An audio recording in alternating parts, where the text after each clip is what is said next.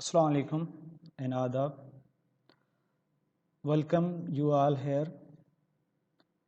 In this tutorial, you will able to learn about MCQs, most important MCQ, which previously asked in the various zoology exams, especially lectureship, GATE, and these MCQs has been repeated in various teaching tests and other journal tests. So I will try my best to give the explanation of each MCQ, and explanation also include the textual as well as the diagrammatic explanation. और ये series जो है ना, I thought that 1000 most repeated, most important 1000 MCQ must be discussed, और मैंने ये 1000 MCQ selected किए हैं और आपसे ये इनको वन बाय वन डिस्कस करूँगा। तो इस पोर्शन को, क्योंकि ये इनका पहला ट्यूटोरियल है, बेहतर करने में आपकी मुझे फीडबैक लाजमन है कि how you think about this way of teaching, कि एक एमसीक्यू को कैसे जो है ना एक्सप्लेन किया, ये क्या करेक्ट है या नहीं है। दूसरी अहम बात यह है कि मैंने तो एक 1000 MCQ सिलेक्ट किए हैं, लेकिन जो कैंडिडेट्स या जो स्टूडेंट्स जो है ना मुख्तलिफ एग्ज़ाम में बैठ चुके हैं और उनको काफ़ी MCQs एंड BCQs जो है ना मुश्किल उनको लगे हैं, तो वो मुझे रिपीट कर दीजिए, मुझे वो सेंड कीजिए। मेरी ईमेल एड्रेस जो है ना ये है abromusa@gmail.com, मुझे यहाँ सेंड कीजिए।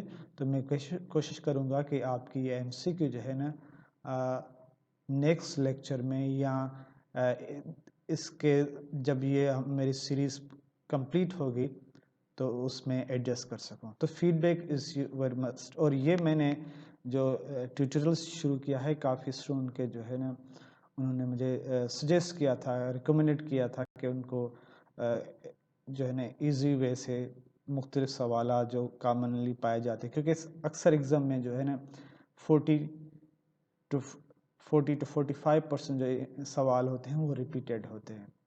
तो इसमें रिपीटेड भी सवाल होते हैं और मोस्टली जो हमारे अहम रिसोर्सेज हैं, जैसे मिलर हॉल ज़ूलॉजी में MCQ हैं, मैडर बायोलॉजी जो है ना उनमें MCQ हैं, तो उनके भी जो है ना इसमें शामिल किए गए हैं। आप जानते हैं अक्सर हमारे जो एग्ज़ाम्स लिए जाते हैं, चाहे वो गेट एग्ज़ाम हो फॉर PhD या जो है लेक्चरशिप या जनरल टेस्ट्स हैं, इन एग्ज़ाम्स में जो है ना अक्सर या तो मल्टीपल चॉइस क्वेश्चंस पूछे जाते हैं, जिसे हम MCQs कहते हैं, और कुछ जो है ना BCQs पूछे जाते हैं। अक्सर जो लोग जिन्होंने गेट एग्ज़ाम दिया है उनकी ये ऑब्जर्वेशंस है, क्योंकि I have appeared and cleared with the best marks in the get for my research study. तो अक्सर लोगों का जो है ना ये है कि 2 या 2 से ज़्यादा करेक्ट ऑप्शंस थे, कि फ़लाना सवाल आ गया और 2 से ज़्यादा करेक्ट ऑप्शन थे, और वो अक्सर वो ये स्टेटमेंट है वो MCQ गलत है। Actually it's not the MCQ, that's a BCQ, best choice questions. Best choice questions में हमारे सारे आंसर है जो 4 ऑप्शंस हैं, क्योंकि MCQ में 4 जो ऑप्शंस होते हैं उनमें 1 ठीक होता है और 3 गलत होते हैं, लेकिन BCQ में ये भी हो सकता है कि 2 गलत हों, 2 करेक्ट हों या 4 ही करेक्ट हों। हमें क्या सिलेक्ट करना है, उसमें से जो मोस्ट क्लोजली या ज़्यादा जो रिलेवेंट होता है MCQ जो है ना, वो उनको सिलेक्ट कर, जो ऑप्शन होता है उनको हम सिलेक्ट करते हैं। तो BCQ is all about the choices between the similarities, between the correctness, एक गलत और सही में तो आप फर्क समझ सकते हैं, लेकिन आपके पास 3-4 चीज़ें सही हैं तो उसमें से आप कौन सी बेस्ट चीज़ सेलेक्ट कर सकोगे। तो ये जो है ना एमसीक्यू का जो है ना और बीसीक्यूज का ये जो है ना एग्ज़ाम है, तो ये थोड़ा सा एडवांस मैकेनिज्म है और मैं आई लाइक दिस बीसीक्यूज। और एमसीक्यूएस और बीसीक्यूज एग्ज़ाम को आप क्रैक करने के लिए क्या करना चाहिए? You have to develop proper learning attitude. Learning attitude is very essential क्योंकि सक्सेस या कामयाबी हमारे एटीट्यूड की पैदावार है और हमारी पर्सनैलिटी, हमारी लाइफ स्टाइल, वो सारे जो है ना हमारे एटीट्यूड की पैदावार है। जैसे एक बंदे ने कहा था कि सक्सेस इज 1% इंस्पायरेशन या मोटिवेशन एंड 99% परस्पायरेशन। दूसरे एक बंदे का ख्याल है कि success the result of the proper learning attitude. और हमारे यहाँ एटीट्यूड में क्या आ जाते हैं? पैटर्न ऑफ थिंकिंग, आप कितनी क्रिटिकल थिंकिंग है, आपके जो है ना फेथ क्या है, आपके जो है ना किस चीज़ों में बिलीव रखते हो, आपका बिलीफ सिस्टम क्या है। इस तरीके से आप जो है ना आपकी कंपनी, आपकी फैमिली बैकग्राउंड, ये सारी चीज़ें जो है ना वो आपके प्रॉपर एटीट्यूड डेवलप करने में हेल्प करते हैं। तो जैसे आप ये आइसबर्ग देख सकते हैं, ये आइसबर्ग का 90% हिस्सा जो है ना, या इस तरीके से समझिए 1/4 हिस्सा जो है ना, मीन्स एक छोटा सा टिप जो है ना बाहर समंदर से आपको नज़र आ रहा है, बाकी सारी जो है ना आइसबर्ग्स जो है ना आपको नीचे समंदर में नजर आए। और इसी तरीके से इस टिप को आप अपना बिहेवियर समझ लें, या ऐसे समझिए ये बिहेवियर भी है, या इसी तरीके से समझें ये सक्सेस है, ये सक्सेस है। अगर आप इसे सक्सेस कंसीडर करते हैं या बिहेवियर, तो आपको ये करना लाजमन है। सक्सेस के पीछे जो है ना ये आपको अचीव करना लाजमन, और ये सारा कुछ एटीट्यूड होते हैं। एटीट्यूड बाल बनाने से नहीं होते हैं। एटीट्यूड जो है ना जो है ना आम बिल्कुल जो है ना बड़े बड़े कपड़े पहने से नहीं दे। एटीट्यूड आपकी सोच से डेवलप होता है, एटीट्यूड आपके बिलीफ सिस्टम से डेवलप होता है।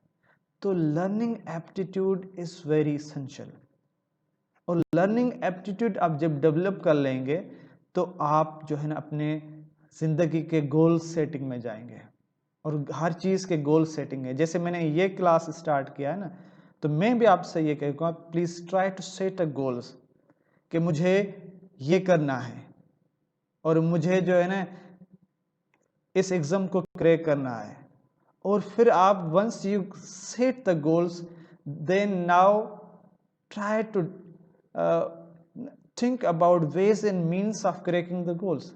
कि इस गोल्स को, जैसे आपने एक गोल बना लिया, छोटा सा गोल बना दिया, नौकरी लेनी है या लेक्चरशिप लेना है, अभी आपको उनको क्रैक करने के मेथड जो है ना वो चॉइस कीजिए, और फिर आप शेड्यूल बनाएं, टाइम फ्रेम बनाएं। तो अपनी गोल सेट कीजिए, उनके मैकेनिज्म्स अल्फ़ा बीटा ओमेगा उनको वो डिसाइड कीजिए, और उसके बाद जो है ना वो शेड्यूल बनाए, और डेली अपना एहतसाब कीजिए, अकाउंटेबिलिटी कि कल मैंने क्या किया, क्या सीखा, क्या नहीं सीखा। और दूसरी, जो आप सीख रहे हैं दूसरों से शेयर कीजिए, और that is the learning. Best learning is the teaching, कि किसी को आप जो टीच कर रहे हो, पढ़ा रहे हो, इट्स योर लर्निंग। सो मेरे ख्याल में ये आप लर्निंग डेवलप एटीट्यूड जो है ना आपको डेवलप करना होगा, तो easily you can crack the exams. Let's discuss our main MCQs. पहला एमसीक्यू है, at least 3 of the followings are example of specialization in zoology। के एटलीस्ट मिनिमम 3 जो है ना नीचे से जो ऑप्शंस हैं वो स्पेशलाइजेशन ऑफ जोलॉजी है, और आपको select one choice that is not specialization in zoology, और इनमें से एक आपको सिलेक्ट करनी है जो जोलॉजी में स्पेशलाइजेशन नहीं है। तो एक ऑप्शन है इक्थायोलॉजी, स्टडी ऑफ फिशेस, ये fish study, mammalogy, study of mammal, और anthology birds, histology, study of tissues. अक्सर लोग यहाँ जो है ना परेशान होते हैं कि एक ब्रांच और स्पेशलाइजेशन में क्या फ़र्क है, एक सब डिसिप्लिन या सब डिवीजन ऑफ जोलॉजी और स्पेशलाइजेशन में क्या फ़र्क है। तो मैं और मेरे दोस्तों ने या जो मुझे जानते हैं काफ़ी बार जो है ये एमसीक्यू मुझे सेंड किया कि इसका करेक्ट ऑप्शन क्या होगा। तो क्योंकि ये एमसीक्यू हमारे यहाँ मिलर हार्ले की जोलॉजी से लिया गया है, तो वो सारा जो टेक्स्ट है उन पे मबनी है, तो मैं आपको वो शो करूँगा कि वहाँ क्या लिखा हुआ है, तो इसके बाद आप खुद डिसाइड करें कि इनका करेक्ट ऑप्शन क्या होगा।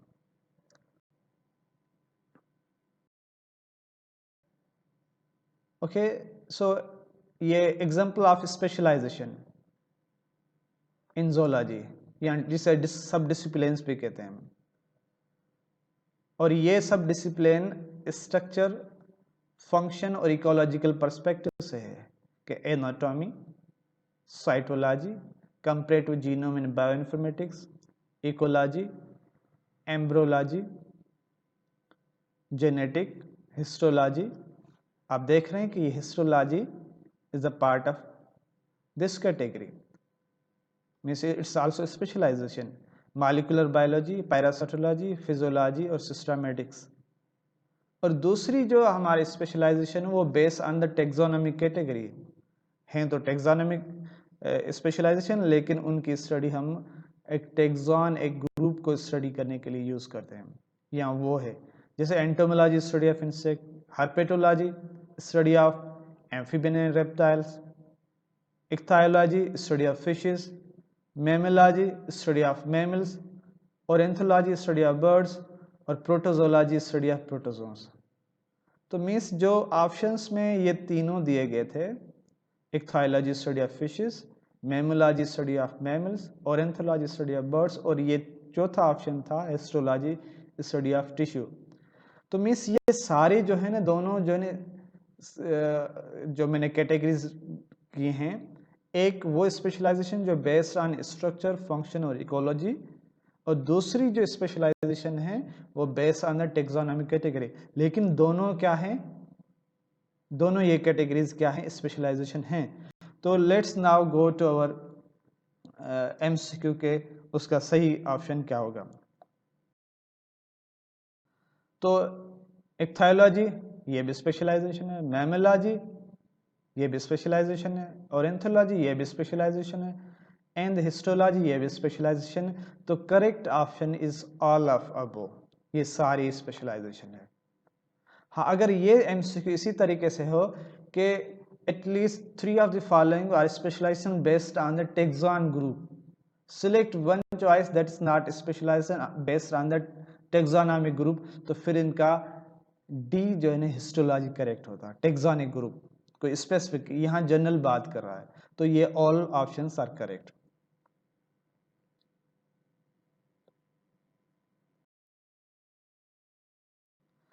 Let's discuss second MCQ. A change in the genetic makeup of population of an organism over time is the definition of कि किसी भी पॉपुलेशन में जो जेनेटिक मेकअप है उसमें जो वक्त के साथ किसी भी ऑर्गेनिज्म की पॉपुलेशन के जेनेटिक मेकअप में जो तब्दीली आती है वक्त के साथ, ये किसकी डेफिनेशन है? बायनोमियल नोमेनक्लेचर, ऑर्गेनिक एवोल्यूशन और इकोलॉजी, ये चार जो है ना। तो अक्सर लोग जो है ना पॉपुलेशन स्पेशी का कॉन्सेप्ट थोड़ा सा या कम्युनिटी इसमें कंफ्यूज होते हैं। तो क्योंकि हमारे यहाँ बायोलॉजी में हमने we recognise these as a parameter for studies, तो आपको एक स्पेशी और पॉपुलेशन और कम्युनिटी में फ़र्क करना लाजमन होगा। सो लेट्स हम अभी नेक्स्ट स्लाइड में जो है ना इन चारों जो ऑप्शंस हैं उनके एक्सप्लेनेशन पढ़ेंगे और एक्सप्लेनेशन के बाद जो है ना आप डिसाइड करें कि कौन सा ऑप्शन के ये डेफिनेशन किसकी है। जैसे लीनियस, उसका असल नाम था कार्ल वान लीनियर। उन्होंने प्लांट्स को और एनिमल्स को क्लासिफाई किया था और उन्होंने एक सिस्टम ऑफ नेमिंग दिया था, we call binomial nomenclature. Okay, so he proposed for the plants, but it was also adapted for the animals too. And this binomial nomenclature is based on the two-part name for each organism. First part is the indicate the genus and second part indicate the species. Okay, so binomial is the naming system which consists of the two part species and genus. ये binomial के हो गए। तो ये आप आसानी से differentiate कर सकते हैं प्रीवियस एमसीक्यू के, ये ऑप्शन ठीक नहीं है। Second is the organic evolution, ये सेकेंड ऑप्शन था। Organic evolution means change in genetic makeup of population over time. किसी भी पॉपुलेशन में के जेनेटिक मेकअप में वक्त के साथ जो है ना चेंजेस आती हैं तो उसको हम क्या कहते हैं, ऑर्गेनिक एवोल्यूशन कहते हैं। और ये ऑर्गेनिक एवोल्यूशन की वजह से it's a source of diversity, और फैमिलीज में जो इंटर रिलेशनशिप है एनिमल्स तो उनकी जो है ना वो उनके लिए अच्छे तरीके से एक्सप्लेन कर सकते हैं कि एक जो फैमिली हो उनमें ऑर्गेनिज्म एक दूसरे से रिलेटेड क्यों है। तो ये सारी चेंजेस का जो मंत्रा जो ना डार्विन ने बताया था और इन 1959। और तीसरा जो हम ऑप्शन था evolution. Evolution is change in the heritable character of biological population over successive generation. आप देख सकते हैं इनकी दोनों की आप ऑलमोस्ट डेफिनेशन करेक्ट है, लेकिन एवोल्यूशन एक जनरल पर्सपेक्टिव है और ये क्या है, स्पेसिफिक पर्सपेक्टिव है। तो ये ऑलमोस्ट ये जो एमसीक्यू है वो बीसीक्यूज के क्वेश्चन जो है ना बीसीक्यू के फॉर्म में आ जाते हैं। और fourth option was ecology, study of relationship between organism and their environment is known as ecology. तो ये चार ऑप्शंस अभी आपको समझ में आ गए, चार टर्म्स समझ में आ गए। आप आसानी से जो है ना मैं इस एमसीक्यू को हल कर सकते हैं कि a change in the genetic makeup of population of an organism over time, ये किसकी डेफिनेशन है, ऑर्गेनिक एवोल्यूशन की डेफिनेशन है। तो ये सारे ऑप्शंस जो है ना क्या हैं, ये इनकरेक्ट है। और ये दो ऑप्शन ऑलमोस्ट क्लोज थे, लेकिन ये ऑप्शन जनरल है और ये स्पेसिफिक है, तो ये करेक्ट ऑप्शन हो गया। I hope you understand my point. Let's go to the third MCQ. Of the following do zoologists use to study the genetic relationship among animals? जीनियाती मोरोसियती रिलेशनशिप को स्टडी करने के लिए जोलॉजिस्ट क्या यूज करते हैं? क्या they use the inherited morphological character, enzyme की स्ट्रक्चर, DNA की स्ट्रक्चर, यह सारा कुछ जो है ना ये तीनों ऑप्शन इस्तेमाल करते हैं। So let's explain this in the detail. ये it's a part of the topic of the zoology by Miller Hall. तो how do we know about genetic relationship among animals? जब मेंडल के बाद जब अर्ली जेनेटिक का early time था तो उस वक्त अक्सर कहा जाता था कि जो इनहेरिटेड कैरेक्टर्स हैं, जो पेरेंट्स से ऑफस्प्रिंग में आते हैं, मीन्स मॉडिफिकेशन इनहेरिटेड कैरेक्टर्स, तो वो इनहेरिटेड मॉर्फोलॉजिक कैरेक्टर्स जैसे जाज हैं, फिन्स मछली में होते हैं, इनको हम मेजर भी कर सकते हैं, रिकग्नाइज भी कर सकते हैं। तो ये क्या है, ये एक तरीका था, एक टूल्स था जो है ना किसी की जेनेटिक रिलेशनशिप स्टडी करने, क्योंकि ये फिन्स इसमें है, ये जाज इसमें है, तो इनका ताल्लुक जो है ना इस ग्रुप से है। तो ये use early studies of genetics relationship में ये स्टडी किया जाता है, इनहेरिटेड मार्फोलॉजिकल कैरेक्टर। तो पहला ऑप्शन भी हमारा यही था, तो means it's one of the.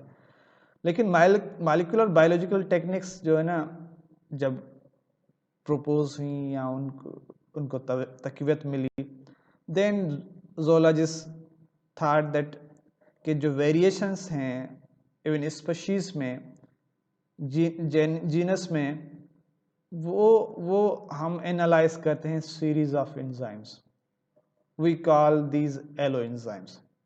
और दूसरा तरीका क्या था, डीएनए स्ट्रक्चर। तो मॉलिक्यूलर बायोलॉजी एलो एंजाइम और डीएनए स्ट्रक्चर के थ्रू जो है ना वो रिलेशनशिप मेजर करते हैं। अभी मॉडर्न लेटेस्ट जो है ना और भी चीज़ें आ गई हैं, लेकिन क्योंकि ये एमसीक्यू जो है ना किताब से रिलेटेड है, तो हमें इसे जो है ना, तो ये तीनों जो है ना वी यूज़, एक तो इनहेरिटेड मॉर्फोलॉजिकल कैरेक्टरिस्टिक, दूसरा we use series of enzyme called allo enzyme and DNA structure to know about genetic relationship. Correct जो तीसरा जो हमारा जो एमसीक्यू था कि which of the following do zoologists use to study the genetic relationship among animals, तो this इनका जो है ना ये भी ठीक है, inherited morphological characteristic, enzyme structures जिसे हम एलो एंजाइम कहते हैं, DNA structure. So correct is the all of above used by the zoologist to study the genetic relationship. I hope you understand this one. Which one of the following statement is true? ये heavy texted MCQ है, आपको अच्छी तरीके से इसको समझना होगा कि इसमें से कौन सी स्टेटमेंट जो है ना करेक्ट है। A है member of the same class are always more closely related to each other than member of the same order. ये क्या ये ठीक है? मेरे ख्याल में ये ठीक नहीं है। क्यों ठीक नहीं, मैं इनको एक्सप्लेन नेक्स्ट स्लाइड में करूंगा। दूसरा option, member of different order may be closely related to each other than member of the same family. C is the member of the same family are more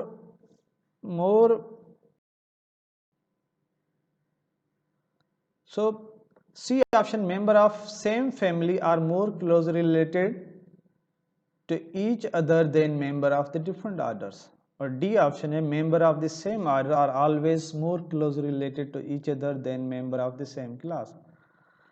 So let's explain this MCQ.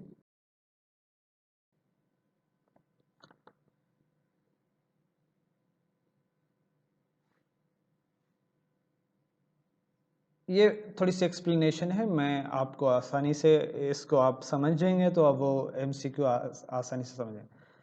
Organism in the same species are close related to than organism in the same genus.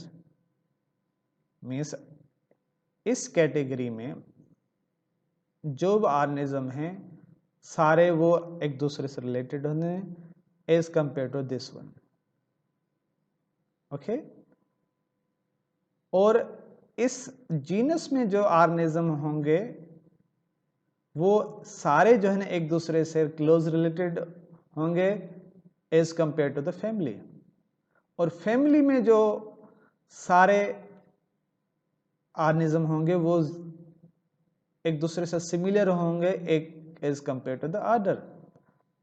And same way order में जो सारे organism होंगे या animals होंगे वो एक दूसरे से ज़्यादा क्लोज होंगे as compare to the class, और इसी तरीके से ये चक्कर जो है ना डोमेन तक चला आता रहता है। तो आप ये असूल समझ रहे हैं कि किसी भी कैटेगरी में जो भी एनिमल्स हैं वो एक दूसरे से ज़्यादा रिलेटेड होते हैं as compare to the higher category. अगर स्पेशी पूछ रहा है तो स्पेशी में सारे जो है ना वो एक दूसरे से रिलेटेड होते हैं। अगर जीनस की अगर उसमें दे जाएगा तो वो जो है ना हमारे जो है ना वो क्लोज रिलेटेड नहीं होंगे, क्योंकि एक जीनस में कई स्पेशीज हो सकते हैं लेकिन एक स्पेशी में पॉपुलेशन सेम होती है। तो ये आप ऊपर वाला स्टेटमेंट जो है ना हमेशा के लिए याद रखें। The organism in the same species are same category are more closer related than in the other category are advance category या हायर कैटेगरी। अभी आप इसके अलावा जो है ना आप आसानी से समझ सकेंगे कि member of the same class, क्योंकि ये क्लास आप जानते हैं is related to closely related to each other than member of the same order. अभी ऑर्डर जो है ना पहले आता है, ये छोटी कैटेगरी है। ऑर्डर मिलकर क्या बनाते हैं? क्लास बनाते हैं। क्या बनाते हैं? क्लास बनाते हैं। तो बिल्कुल आप इसमें इस सदे इनके एनिमल्स एक दूसरे से क्लोज रिलेटेड होते हैं as compare to this one.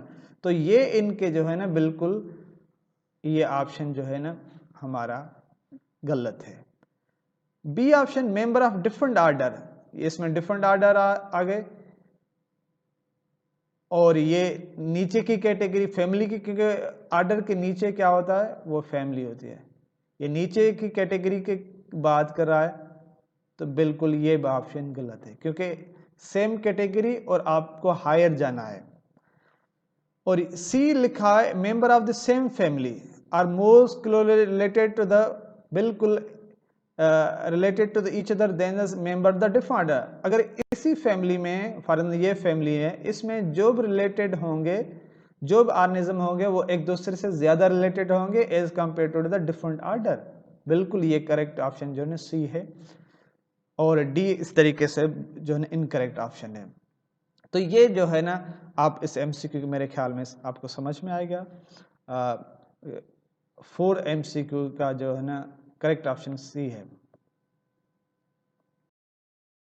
Fifth MCQ, all of the following may result from the deforestation except one, select the exceptions, जो नहीं है। Okay, deforestation means removing of forest. बिल्कुल फॉरेस्ट की वजह से क्लाइमेट चेंज ज़्यादा हो गई, प्रोमोटेड हो गई, बिल्कुल हो गई है। तो ये तो है, मैंने ये एक्सेप्शन नहीं है। और डिफॉरेस्टेशन की वजह से जो है ना extension of many plant and animal species, बिल्कुल हज़ारों की तादाद में जो है ना एनिमल्स और प्लांट जो है ना डिफॉरेस्टेशन की वजह से ख़त्म हो चुके हैं। और डिफॉरेस्टेशन की वजह से पानी रीजनल मुख्तलिफ इलाकों में पानी की शार्टेज है। तो ये सारा है। और डी ऑप्शन है long term improvement in the standard of living in the less developed countries. अब ये इसको देखना होगा कि वाकई डिफॉरेस्टेशन से लिविंग स्टैंडर्ड बढ़ता है। कैसे बढ़ेगा? आप एक थर्ड वर्ल्ड कंट्री में, क्योंकि उसकी एनिमल्स की रिसोर्सेज ख़त्म हो जाए, प्लांट्स की रिसोर्सेज ख़त्म हो जाए, पानी की कमी हो, एग्रीकल्चर नहीं होगी, क्लाइमेट की चेंज से उनके जो वेदर पैटर्न चेंज होगा, तो ये डी ऑप्शन जो है ना एक्सेप्शन है, ये नहीं होता। Okay, and loss of important human resource such as new drugs and food, बिल्कुल होता है। मिस डिफॉरेस्टेशन की वजह से जो है ना हम, और एक्चुअली ये एमसीक्यू जो है ना मिलर हाले से लिखा गया, उसके उस टेक्स्ट को देखेंगे तो बिल्कुल जो डिफॉरेस्टेशन की वजह से जो ये चीज़ें हो रही है। बाकी ये जो है ना एक्सेप्शन है, सिलेक्ट एक्सेप्शन। तो करेक्ट ऑप्शन इसका क्या होगा? डी होगा। Now let's discuss MCQ 6। By the year 2050 the most human population growth will occur in dash and result in the world population of about dash। इसका ये मतलब है कि 2050 में जो है ना ह्यूमन की पॉपुलेशन जो है ना किस एरिया में ज़्यादा होगी और वो कितनी होगी, वर्ल्ड पॉपुलेशन कितनी होगी। तो अभी जो है ना अब पहला ऑप्शन है लेस डेवलप कंट्रीज, बिल्कुल ये तो ठीक है, लेकिन 7 बिलियन अभी जो है ना 20 चल रहा है, तो 7 बिलियन से तो हम क्रॉस कर चुके हैं, तो ये करेक्ट ऑप्शन है। B option less developed countries, ये तो पार्ट ठीक है, और ये पार्ट जो है ना करेक्ट है। 9.6 जो है ना मिलर हार्ले की फिगर के मुताबिक ज़ूलॉजी बात फिलहाल आ रहा है, बी ऑप्शन इज करेक्ट। जो सी है वो बिल्कुल ज़्यादा है, और ये डी 5.5 अभी जो है ना 7 बिलियन से ज़्यादा है, और तकरीबन ये 10.2 बिलियन, तो ये तकरीबन 2030 में 10 तक पहुंच जाएंगे। ओ सॉरी, इनकी जो अभी रेशो है वो 10 तक नहीं पहुंचेगी। तो ये सारे ऑप्शंस में से ए सी डी ई इनकरेक्ट हैं। करेक्ट ऑप्शन क्या है? बी है। विच of the following is not property of all living organism? ये आपने तीसरी जमात में एमसीक्यू पढ़ा होगा कि एक लिविंग की प्रॉपर्टीज क्या है। ए है कि उसमें ऑर्गेनाइजेशन होती है, लाइक में सेल है, accusation of metal energy metabolism में हो रहा है, केयर फॉर देयर ऑफस्प्रिंग, ये थोड़ा सा ड्यूबियस है, रिप्रोडक्शन ये ठीक है, रिस्पॉन्डिंग टू द एनवायरनमेंट, बिल्कुल स्टिमुलाई को, लिविंग जो है नॉन लिविंग स्टिमुलाई को रिस्पॉन्ड नहीं करते। ओके, तो let's discuss the main living property, then we decide कि इसमें कौन सा ऑप्शन ठीक है। सो ये क्योंकि एमसीक्यू हमारे मेजर बायोलॉजी की किताब से ली गई है, तो उस किताब में कैरेक्टरिस्टिक ऑफ लाइफ जो दिए गए हैं वो क्या है? एक ये characteristic, living things are organised, means all living have the basic units, structural functional units we call cell. तो किसी में एक सेल है, किसी में ज़्यादा सेल हैं, फिर वो सेल टिश्यू बनाते हैं, फिर ये टिश्यू जो है ना इसी तरीके से आर्गन सिस्टम, सो ये सारे कुछ ऑर्गेनाइज तरीके से, तो ये एक प्रॉपर्टी। दूसरी, living thing can acquire material and energy, के लिविंग में वो एनाबोलिज्म और कैटाबोलिज्म हो रहा है, मीन्स मेटाबोलिज्म हो रहा है। लिविंग थिंग्स रिस्पॉन्ड, बिल्कुल कोई भी स्टिमुला इन्वायरमेंट में चेंज होती है, टेम्परेचर, प्रेशर, फूड वगैरह की स्कैरसिटी, तो लिविंग थिंग जो है ना उसे रिस्पॉन्ड करती हैं। और दूसरा अहम कि लिविंग की main property they reproduce and develop, कि वो बच्चे देते हैं, उनको पालते हैं, और जैसे जैसे माहौल में चेंज होती है तो लिविंग थिंग्स अडॉप्ट देमसेल्व्स। तो ये यहाँ जो है ना 5 कैरेक्टर्स दिए गए हैं, किसी किताब में 6 हैं, 7 है लाइफ कैरेक्टर, लेकिन यहाँ जो है ना 5 कैरेक्टर। तो इस कैरेक्टर को देखकर आप आसानी से इस दोबारा एमसीक्यू पे जाएं। एमसीक्यू के कौन सी लिविंग प्रॉपर्टी नहीं है? बिल्कुल लिविंग ऑर्गेनाइजेशन, उनमें ऑर्गेनाइजेशन होती है, they acquire energy material and energy, ये भी ठीक है, ये रिप्रोडक्शन का ऑप्शन भी ठीक है, रिस्पॉन्ड टू द एनवायरनमेंट ठीक है। तो ये living property, care for their offspring, ये लिविंग प्रॉपर्टी नहीं है। इस पौधे अपने बच्चों का केयर नहीं करते, जानवर में ज़्यादातर इन्वर्टिब्रेट अपने बच्चों के केयर नहीं करते, तो ऑफस्प्रिंग की केयर लाजमन नहीं है एक लिविंग प्रॉपर्टी। तो करेक्ट ऑप्शन क्या है?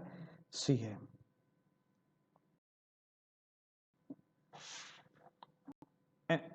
MCQ number 8, level of ornation that includes sale of similar tissue and function would be, कि कौन सी लेवल ऑफ ऑर्गेनाइजेशन है? जैसे मैंने बताया एटम मिलकर जो है मॉलिक्यूल्स बना रहे हैं, फिर ऑर्गेनिक मटेरियल, या फिर ऑर्गेनिल सेल से लेकर टिश्यू, आर्गन सिस्टम, इसी तरीके से ये होते हैं। तो ये लेवल ऑफ ऑर्गेनाइजेशन के जिसमें से सेम सेल, जो सेल्स की सेम स्ट्रक्चर हो और सेम फंक्शन हो, तो उसमें कौन से, क्या आर्गन में ऐसा होता है, क्या टिश्यू में ऐसा है, या आर्गन सिस्टम में, या ऑर्गेनिज्म में? तो हम इसको आप देख सकते हैं, ये एटम है, एटम मिलकर क्या बना है? मॉलिक्यूल, और ये मॉलिक्यूल्स जो है ना ऑर्गेनिक मॉलिक्यूल मिलकर ऑर्गेनील बना रहे हैं, फिर then they make the cell, और ये सेम सेल्स जो है ना, ये फॉर एग्जाम्पल नर्व सेल हैं, तो ये नर्व टिश्यू बनाएंगे। और नर्व टिश्यू का क्या काम है? इम्पल्स को भेजना। तो मीन्स टिश्यू में cell is a group of cell with the common structure and common function. Tissue में कॉमन स्ट्रक्चर भी होती है, कॉमन फंक्शन सेल का होता है, लेकिन आर्गन में ऐसा नहीं होता है। डिफरेंट टिश्यू होते हैं और जो है ना उनके सेल के एग्जाम भी डिफरेंट होते हैं। इसी तरीके से आगे एक लंबी कहानी है। तो इस यहाँ से आप आसानी से जो है ना ये इसको देखकर आप अंदाज़ा लगा सकते हैं। टिश्यू, आर्गन में डिफरेंट टिश्यू होते हैं और उनमें सेल जो होते हैं डिफरेंट स्ट्रक्चर होते हैं और डिफरेंट फंक्शंस परफॉर्म करते हैं, लेकिन टिश्यू में सेल्स जो होते हैं सेम स्ट्रक्चर और सेम फंक्शन परफॉर्म करते हैं। लेकिन आर्गन सिस्टम में भी ऐसा नहीं है, ऑर्गेनिज्म तो बिल्कुल उलट है। तो इसका करेक्ट ऑप्शन क्या होगा? Correct option is 8। सॉरी, 8 का करेक्ट ऑप्शन बी होगा, tissue. 9, which of the following is an example of adaptation? के नीचे से दिए गए कौन से एक एडाप्टेशन का मिसाल है?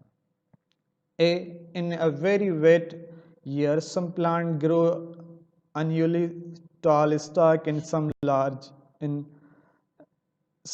leaves. कि किसी एक वेट ईयर में कुछ पौधे जो है ना बड़े होते हैं और उनके लीव्स बड़े होते हैं। क्या ये एडाप्टेशन का मिसाल है? रैंडम।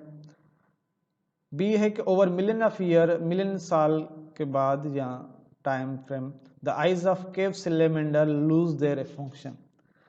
वो केव सिलेमेंडर केव में रहता है, गार में रहता है, तो वहाँ उनकी आँखों की फंक्शंस खत्म हो गई है, लूज हो गए। क्या ये एडाप्टेशन का मिसाल है? और सी है an escape dog joins a pack of wild dog. घर से एक कुत्ता भागकर जो है जंगली कुत्तों से मिल गया और वहाँ ब्रीडिंग वगैरह बच्चे देना शुरू किया। क्या यह एडाप्टेशन का मिसाल है? D, a harsh winter kills many birds with a population specially the smallest one. बहुत ज़्यादा शदीद सर्दी की मौसम है और उसमें कई जो है ना परिंदे जो है ना मर जाते हैं, उनकी पॉपुलेशन ख़त्म हो जाती है। क्या ये एडाप्टेशंस का मिसाल है? Let's first discuss the adaptation किसे कहते हैं। Are the modification that makes organism better able to function in particular environment. कि वो स्ट्रक्चर्स जो ऑर्गेनिज्म को किसी इन्वायरमेंट में बिल्कुल उनमें अच्छे तरीके से एडाप्ट करने में हेल्प करे, उसे एडाप्टेशन। जैसे पेंगुइन है, वो एंटार्कटिक में रहता है, उनमें फीदर्स की जो डाउनी फीदर्स की एक्स्ट्रा लेयर होती है, शार्ट नेक होती है और थिक वाटरप्रूफ कोट होती है। इनकी वजह से वो एडाप्टेड है। या कुछ परिंदे उड़ते हैं, या कुछ परिंदे जो है ना जो हमारे विंगलेस होते हैं वो चलने में ज़्यादा होते हैं। तो ये मीन्स वो कैरेक्टर जो किसी ऑर्गेनिज्म को किसी इन्वायरमेंट में फिट करे, ना कि अनफिट करे। तो हम अभी सेम एमसीक्यू इस डेफिनेशन की रोशनी में देखेंगे तो हमें क्या आएगा। ओके, सो क्या किसी साल में वीट ईयर में कोई प्लांट बढ़ गया, उनके कद बढ़ गया, लीव्स बढ़ गए? नहीं, ये एडाप्टेशन नहीं हो सकता। मिलियन ईयर्स ऑफ और million years the eyes of the cave salamander lose their function. ये हो सकता है आप अंधेरे में रहेंगे तो आपकी आंखें काम नहीं करेंगे और उसकी वहाँ ज़रूरत भी नहीं है अंधेरे में। सेम वे ये सिर्फ सिलेमेंडर के साथ नहीं हुआ, बहुत ज़्यादा जो है ना हमारे यहाँ जो अंधेरे में एनिमल्स रहते हैं वो दे लॉस्ट देयर आइज। तो ये एग्जांपल एडाप्टेशन का हो सकता है। ये तीसरा जो सी ऑप्शन है कि एक घर का कुत्ता जंगल में भागकर जंगली कुत्तों से बच्चे दे। नहीं नहीं, ये नहीं है एडाप्टेशन, ये ब्रीडिंग कह सकते हैं लेकिन एडाप्टेशन नहीं है। एडाप्टेशन में कोई आर्गन या कोई मॉडिफिकेशन आपको जो है ना वो उसमें फिट करे। Harsh winter kills many birds, ये तो किल हो गए, उसमें कोई मीन्स अगर उनमें बर्ड्स में कोई ऐसा आर्गन डेवलप हो जाए या ऐसी स्ट्रक्चर जो उस इन्वायरमेंट में उनको फिट रखे तो वो एडाप्टेशन होगी, उसको मरने को हम एडाप्शन नहीं कहते। तो इनका करेक्ट ऑप्शन क्या होगा? बी होगा, 9 का बी। और million of years the eyes of the cave salamander lose their function. Question number 10, energy is brought into ecosystem by which of the following. ये बिल्कुल क्लियर है आपको कि इकोसिस्टम में एनर्जी कौन लाता है, कि फंजाई और अदर डिकम्पोजर, फंजाई की वजह से या एनिमल्स की वजह से जो घास खाते हैं, काउज वगैरह, या मीट ईटिंग एनिमल्स की वजह से, D option organism that photosynthesise such as plant, उनकी वजह से, यह सारे करेक्ट हैं। Let's discuss. देखें, ये सन सोलर एनर्जी है। आप इसे देखें, सोलर एनर्जी को जो कैप्चर करा है वो पौधे कर रहे हैं, और इस पौधों को जो है ना ये रैबिट खा रहा है या ये चूहे खा रहे हैं। फिर इस रैबिट को जो है ना कौन खा रहा है, ये हाक और ये शिकरा जिसे हम कहते हैं, और ये सांप जो है ना इस रैबिट को खा रहा है। और ये जब मर रहे हैं तो ये जो है ना इसका यहाँ फंजाई वगैरह होते हैं, उनको डिकम्पोज करते हैं। तो जो भी हीट जो है ना लूज कर रहे हैं, ये सारे जो है ना हीट लूज कर रहे हैं, लेकिन इन्वायरमेंट में जो ब्रॉड कर रही है वो सोलर, वो जो है ना वो हमारे पौधे होते हैं। के बाद आप आसानी से बता सकते हैं कि डी ऑप्शन जो है ना, energy is brought into ecosystem by plants, वो फोटोसिंथेसिस के थ्रू जो है ना एनर्जी को ब्रॉड करते हैं, बाकी दूसरे तो जो है ना उसको लूज करते हैं। So correct option is the D option. Thank you very much for here. आपने मुझे मेरी बातें सुनी। कोई फीडबैक है तो आप मुझे ज़रूर आगाह कीजिए, और मोर ओवर इस चैनल को सब्सक्राइब कीजिए। जो भी आपके पास सोलॉजी के MCQ हैं, if you find difficult kindly email me, I will reply positively. Thank you very much for listening this one, and thank you, and I will upload another lecture very soon. Thank you.